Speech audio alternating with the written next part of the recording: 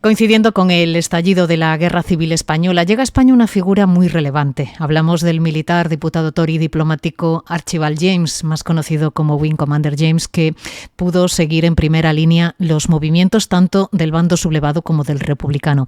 Él acabaría siendo los ojos y los oídos del Imperio Británico en nuestro país, una figura que investigó a fondo el catedrático de Historia Contemporánea de la USC y miembro de RESIN, Emilio Grandío. ¿Qué tal, Emilio? Bienvenido de nuevo a Desclasificado. Hola, ¿qué tal? Bueno, ¿quién era Archibald James y qué vino a hacer aquí, al Madrid sitiado del 36? Bueno, Archibald James es un diputado Tory, un diputado conservador británico, que viene en una de las primeras comisiones de parlamentarios, yo creo que incluso puede ser que sea la primera, que viene a España para apreciar qué es lo que pasa en la guerra civil, ¿no? Inicialmente viene digamos, a la zona republicana, ¿no? Entonces se entrevista, bueno, pues con todo el mundo, ¿no? Con todos los responsables, ¿no? Indalecio Prieto, Rojo, es decir, la Defensa de Madrid. Le coge justo en la Defensa de Madrid. De hecho, en ese diario aparecen referencias a las bombas, ¿no? Al sonido de las bombas, que han parado un poco, pero que llegan, ¿no? Bien. Wing Commander James llega, ya digo, como diputado, con otras, dentro de una comisión parlamentaria, para observar qué es lo que pasa en España, ¿no? Hay que tener en cuenta que hace muy poco tiempo que Gran Bretaña ha firmado el pacto de no intervención Mm, con Francia, Alemania e Italia, ¿no? mm. Entonces, realmente que es algo así como una especie de comité de vigilancia, ¿no? Independiente, ¿no? Con sectores conservadores, laboristas, etcétera, para ver qué es lo que pasa en la zona republicana, ¿no? Así llega a España. Por lo que has podido averiguar, ha estado en España hasta en 7 ocasiones, ¿no? En los 3 años de guerra. Sí, esta que acabo de comentar es la única ocasión en la que va al bando republicano. A partir de principios de 1987 ya vendrá a España, pero ya al bando sublevado, ¿no? Ujú, Allí estará, que tengo constatado, aproximadamente como 6 veces, mm. de las cuales solo 3 tengo pruebas fidedignas, ¿no? Y las otras, pues bueno, no se puede contar o la ley de secretos oficiales lo ampara, ¿no? Realmente lo que hace es establecer contactos con el gobierno sublevado para ver cómo va evolucionando no solo la guerra, sino cómo va evolucionando la capacidad de relacionarse con la corona británica, ¿no? Con el Estado británico, ¿no? Hay que darse cuenta que en ese momento el gobierno británico es un gobierno netamente conservador que nos llevará realmente hasta el Pacto de Múnich, ¿no? Al pacto con Hitler, ¿no? Por lo tanto, en esa tesitura estamos, en ese contexto estamos. ¿Por qué lo escogieron a él bueno, y cómo consigue entrar en España en un momento tan convulso? Bueno, entrar a España, si realmente si tenías contactos suficientes, no entra mucha gente, lógicamente, y aquella gente que entraba también estaba controlada, ¿no? Eh, Realmente los contactos se establecen de manera previa, ¿no? Entre el Estado británico y, bueno, en este caso el gobierno de Burgos o en el otro caso el gobierno republicano, ¿no? Para poder meter a gente en España y que a su vez, cuando vuelva, realmente funcionar un poco como altavoz, ¿no? De lo que está pasando. Claro. Él conoce el funcionamiento de los dos bandos, como dices, tanto del republicano como del sublevado. ¿Cuál es su percepción sobre las motivaciones, el funcionamiento, lo que hay detrás? ¿Cuál es la percepción de este observador? Bueno, hay una especie de cuestión innata en él, ¿no? Hay que saber también de dónde procede, él es un noble, ¿no? Perteneciente al establishment británico, que se mantiene desde hace siglos, ¿no? Por familias, etcétera, ¿no? Pertenece a la élite británica, para entenderlo, ¿no? Y por lo tanto, realmente hay como una especie de continuidad, de una percepción hasta cierto punto antigua, ¿no? De lo que era aquella España, ¿no? Sí. Una España en la cual la leyenda negra aún seguía funcionando, ¿no? Para él, ¿no? Por lo tanto, además, el gobierno republicano, desde su perspectiva, ¿no? Conservador, y ya digo, desde la perspectiva dominante en aquel momento del gobierno británico, era de que aquello podía conducir, aquel experimento, para entendernos, de lo que significaba la República Española, podía llevar a una nueva República Soviética, ¿no? Por lo tanto, el planteamiento es neta, no de defensa directa, digamos, del régimen de Franco, pero sí orientado hacia una mayor predisposición hacia ello, ¿no? Hmm. No tanto porque estuvieran a favor de una dictadura, que son demócratas. Lo que pasa que, bueno, es evidente que el miedo al bolchevismo, la cuestión de las relaciones con la Alemania nazi, cada vez mayores en esos años en Gran Bretaña, influyen. Claro, eso explica muchas de sus reacciones ante acontecimientos que van sucediendo delante de sus ojos, ¿no? Tú cuentas en el libro cómo nada más llegar queda impactado con las imágenes de un Madrid en llamas sitiado y muy sorprendido también por la moral de los ciudadanos. Sí, Mm, eso es lo más sorprendente, ¿no? mm, Porque lo sorprendente no es que diga, digamos, algo, digamos, lo preconcebido, ¿no? Es mm. decir, un país para ellos, para los británicos, un poco hasta cierto punto secundario, un país alejado, para entendernos, que no tiene nada que ver con lo suyo, con su cultura, etcétera, ¿no? Pero que al mismo tiempo les sorprende la capacidad de resistencia con muy poco, ¿no? Que tiene ese Madrid sublevado, ¿no? Sí. Él queda impresionado un poco también de la actuación de la quinta columna, de los acontecimientos de Paracuellos, ¿no? Pero también, por otra parte, de lo que ocurre en los centros de internamiento y represión de los sublevados, ¿no? Tú lo cuentas a lo largo del libro. Claro, porque su opinión realmente es la opinión independientemente de lo que piense, es una opinión hasta cierto punto imparcial, ¿no?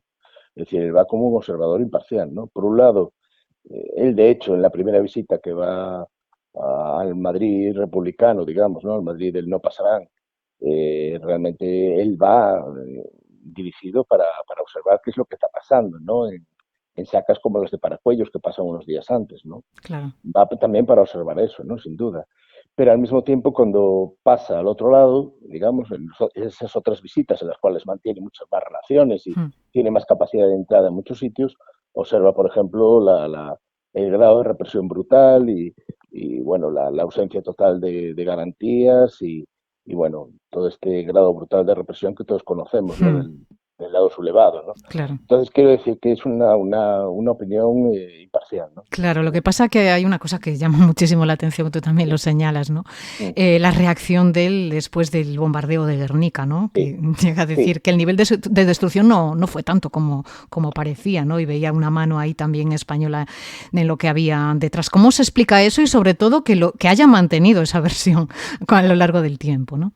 A ver, a lo largo del tiempo no. Yo Mm, lo he trabajado a través de los diarios in sí, situ de él, ¿no? sí.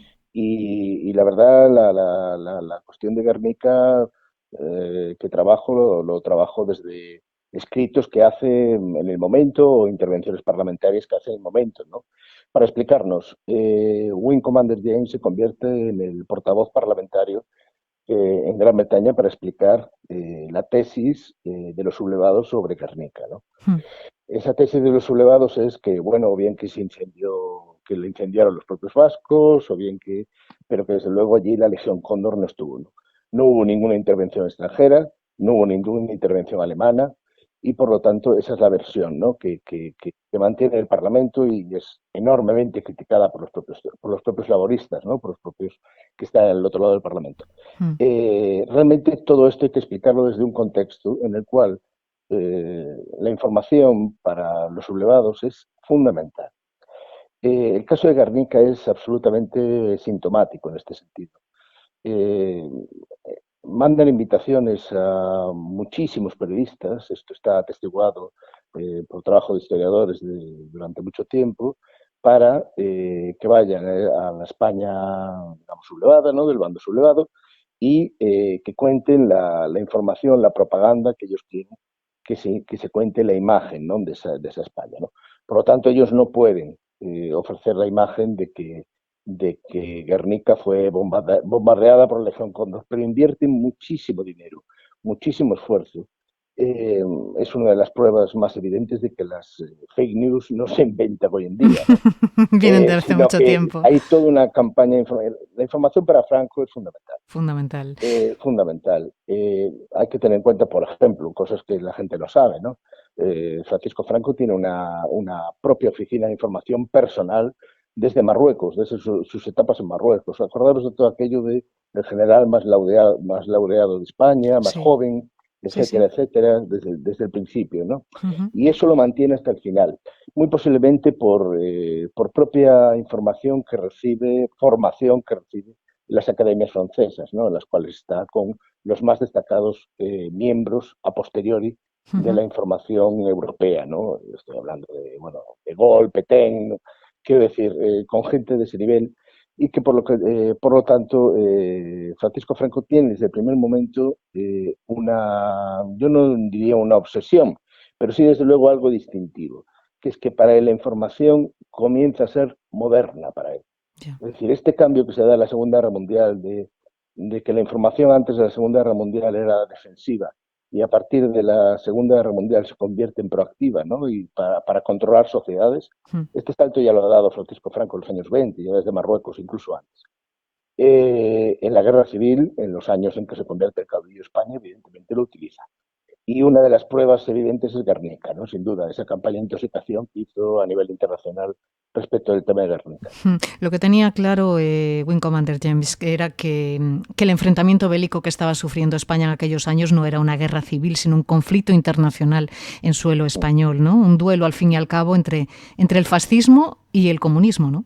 Sí, esa es la perspectiva evidentemente británica, ¿no? Y de hecho el pacto de no intervención, creo que no existe pacto de no intervención ese que se firma en agosto de 1936, creo que no ha habido ningún otro pacto de no intervención que se haya firmado de manera tan rápida. En prácticamente 15 días, Alemania, Italia, Francia y Gran Bretaña firman no intervenir en suelo extranjero, en suelo de España, en el tema, en la cuestión de la guerra civil. Desde luego eso a quien favorece, como ya sabemos después a posteriori, es sin duda al lado sublevado, ¿no? Las potencias fascistas hacen caso absolutamente omiso de esta cuestión. Francia se ve limitada por su debilidad en ese momento y Gran Bretaña pues tiene, digamos, una excusa firmada para no intervenir al lado de esta democracia. Hmm. Porque estamos hablando, vuelvo a insistir, de 1966, 2 años después habrá el famoso Pacto de Múnich, ¿no? ¿Y a qué temía más Gran Bretaña, al fascismo o al comunismo? Al comunismo. En ese momento el comunismo, sin duda. Sin ninguna duda. De hecho, Wing Commander James forma parte de esta élite británica, de estos hombres de la élite británica, junto a Chamberlain, junto a Samuel Hoare, el embajador británico, después vendrá a Hmm. España en el año 40, los cuales son decididos partidarios del impeachment, ¿no? De hacer una política contemplativa respecto del ascenso del fascismo, ¿no? Porque en el fondo pensaban, bueno, que aquello era un poco una excentricidad, que ya se les pasaría a todo el mundo, que al final siempre todo había sido como siempre había sido con ellos y que por lo tanto pues eso pasaría, ¿no? Que el poder, digamos, estaba de su lado, la capacidad, la red de las influencias y esa modernización del discurso de derechas que significa el fascismo en los años 30 pasaría, ¿no? Como una especie de gripe, ¿no? Bueno, ya sabemos que eso no pasó. No sé si esa visión equidistante, podemos decir de alguna manera, sería intencionada para intentar acercar a Franco a las posiciones de Gran Bretaña y alejarlo un poco de la influencia del eje. Sin duda. De hecho, Wing Commander James, cuando vuelve a España en 1940 como nombrado primer secretario de la Embajada Británica, y 2 meses después Samuel Hoare, nombrado embajador de Gran Bretaña en España, utilizan Gran Bretaña, Churchill en este caso, utiliza aquellos peones que tiene a su disposición, que son, digamos, que pueden establecer más puentes de comunicación con una dictadura franquista, con una dictadura del general Franco, que en cualquier momento puede virar hacia la posición del eje. Realmente es una actitud enormemente pragmática. El Estado, en este caso Churchill, utiliza, digamos, aquellos peones que pueden ser más favorables para, indudablemente, para ejercer, para jugar en el campo español, ¿no? Ya en su época de diplomático le encargan una misión que es sorprendente, ¿no? Y muy peligrosa también, ¿no? La de escoltar al duque de Windsor desde Francia hasta España tras la invasión alemana, una misión arriesgada y supongo que también muy comprometida, ¿no? No solo por la relevancia del personaje, sino por sus amistades peligrosas, ¿no? A ver, ahí, en el caso del duque de Windsor, en este caso, bueno, para explicar un poquito, ¿no? La cuestión es que el duque de Windsor sale de la Francia ocupada y para en Barcelona y habla directamente bueno, con Weyhall, con Churchill en este caso, diciendo que, digamos, que se quiere quedar a España, ¿no? Claro, eso pensando en que los tanques alemanes están en la frontera pirenaica amenazando directamente con tomar Gibraltar, es una amenaza directa para territorio británico, ¿vale? Lo que hace Wing Commander James, junto a otros, es ejercer una labor secreta, absolutamente confidencial, ya que se conocen previamente, forman parte de esa, vuelvo a insistir, de esa élite británica que se relaciona con el duque de Windsor, que se relaciona con Churchill, que se relaciona con toda esta gente, pues para llevarlo a Lisboa y posteriormente al duque de Windsor y posteriormente enviarlo por avión a las Bahamas, ¿no? Pero desde luego lo que no podía hacer era quedarse en España, ¿no? Porque España en aquel momento, vuelvo a insistir, en los años 40, en el año 40 en concreto, era un territorio absolutamente, vamos, en el filo de la navaja, ¿no? Franco jugaba sus bazas, una de ellas era también ejercer la presión sobre Gran Bretaña, diciendo que se iba a colocar abiertamente al lado del eje, ¿no? Eso haría cambiar totalmente la relación de fuerzas en el año 40 respecto al territorio británico, es decir, Gibraltar. No es lo mismo, para que nos hagamos una idea, no es lo mismo Francia cuando fue invadida por el Tercer Reich, que lo dividía en dos zonas. Una controlada con capital en París, controlada directamente por los nazis, y otra, digamos, como una especie de protectorado bajo el gobierno de la Francia de Vichy, bajo el gobierno del general Pétain, ¿vale? España era una especie de Pétain español, ¿vale? Quedar bajo manos fascistas y totalmente del Tercer Reich cambiaría absolutamente, evidentemente, la relación de fuerzas en el Mediterráneo, ¿no? Hitler llegaría directamente al Mediterráneo y al Océano Atlántico a través de Portugal. No sé si, teniendo en cuenta este episodio y otros muchos que has podido contar, ¿se podría considerar a este personaje un agente de inteligencia británico? Sí, sin duda. Sin duda, la inteligencia no tiene por qué tener, digamos, los hombres de inteligencia, los agentes de inteligencia no tienen por qué tener un cuño, ¿no? Realmente, por lo que vemos de lo que hace, es un hombre es un hombre, además de, no solo él, sino su mujer también, También ¿no? su mujer, ¿no? Exacto, también su mujer. En el caso de las mujeres, sí, de su mujer además es un caso muy particular y muy singular, ¿no? Para explicar, ¿no? Un poco por el Pero perfil de ella y su formación también, ¿no? Contribuía un poco, ayudaba un poco a ese papel, ¿no? sí, sí, a ver, yo lo que tengo mis dudas es si la mujer de Wing Commander James, que se casa un mes antes bueno, de que verifiquemos, ¿no? Que efectúa también labores de inteligencia, no pertenecía antes, digamos, estaba formada de alguna manera previamente en labores de inteligencia. Posiblemente nunca lo lleguemos a saber. Lo que sí es cierto es que esa información se suministraba de manera absolutamente directa y muy confiada, con mucha confianza hacia Londres, ¿no? De manera muy directa, tanto la de él como la de su mujer, ¿no? Por lo tanto, sí, podemos decir que, sin duda, Wing Commander James es un servidor del Estado, es un servidor de la corona británica, ¿vale? Y eso lo mantiene durante décadas, durante generaciones, ¿no? Toda esta gente, todas estas personas, todas estas familias, ¿no? Que están aquí dentro de este establishment, ¿no? Realmente forman parte del Estado, ¿no? Pero no del Estado en el sentido, para entendernos más, si quieres, más español, ¿no? Más peninsular del término, ¿no? Como un Estado que se construye ajeno a ti, ¿no? Sino que ellos forman parte de él. Entonces, bueno, esa pertenencia en el ADN, en la familia, para entendernos, eso da una fidelidad, en la mayoría de los casos, absoluta, ¿no? Y por lo tanto una confianza desde Londres de que la información que reciben es buena, ¿no? Como habrán podido observar los que nos están escuchando, por el nivel de detalle del relato de Emilio Grandío ha podido acceder a fuentes privilegiadas para construir esta historia, ¿no? Porque aparte de su labor como investigador, como historiador, casi has hecho, Emilio, un trabajo casi periodístico, ¿no? Al poder acceder a material inédito a través principalmente de la familia de este personaje, ¿no? Bueno, no sé si periodístico, pero desde luego a mí me ha enriquecido Mucho, ¿no? notablemente, ¿no? Claro. La verdad es que ese trabajo, ¿no? que vengo de publicar hace poco, la verdad es que me ha enriquecido enormemente. Me ha dado perfiles para entender cómo funciona todo este mundo de los servicios de información que no habría podido obtener si no fuera por el trato directo con la familia, ¿no? A lo cual le agradezco enormemente que hubiera abierto sus papeles, ¿no? Y su confianza en cuanto a la comunicación de la información, ¿no?